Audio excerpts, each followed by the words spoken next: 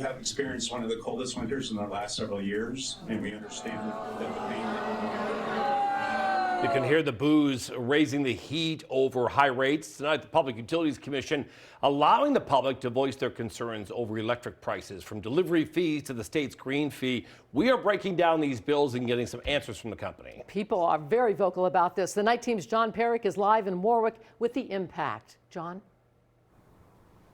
Patrice and Dan, it was a heated room. So many fed up with their high electric bills. And tonight, they made sure Rhode Island Energy heard them. we have experienced one of the coldest winters in the last several years, and we understand that the pain that February, 580. 580. 580.14. Have you ever seen it that high? No, never. A feeling so many Rhode Islanders can relate to when seeing their electrical bills. Prices have gone up and The signs were out and the message was clear ahead of tonight's public hearing at the state's Public Utilities Commission. Why are you making so much money off of Rhode Island consumers? But when 6 o'clock hit, it was packed and heated inside.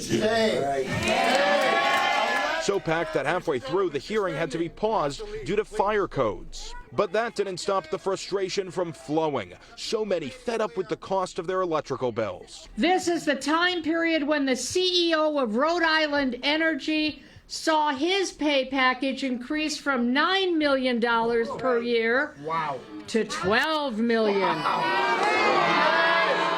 That delivery charge is 3 times the amount the supply is. And that's the big concern. Rhode Island Energy has requested to increase the delivery charge by 3%. Delivery charge is about 34% of the bill, and the public policy is about 16% of the bill. But the 3% increase charge is tiny compared to a couple of other charges from the state that might go up on your bill. There's a second transmission charge, which is billed by other utilities that deliver the power from the generating plant to the state line, and that's going up 15%.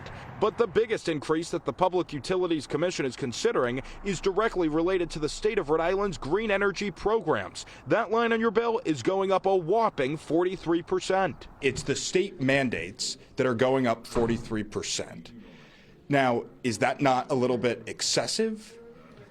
We're talking about $1 when PPL made $888 million in profit last year. And there is some good news tonight. Rhode Island Energy says they will decrease the supply charge by 17%. That starts April 1st, except for the fact that energy bills, and especially electricity bills, almost always go down heading into the summer months. Live in Warwick, John Perrick, NBC 10 News, Night Team.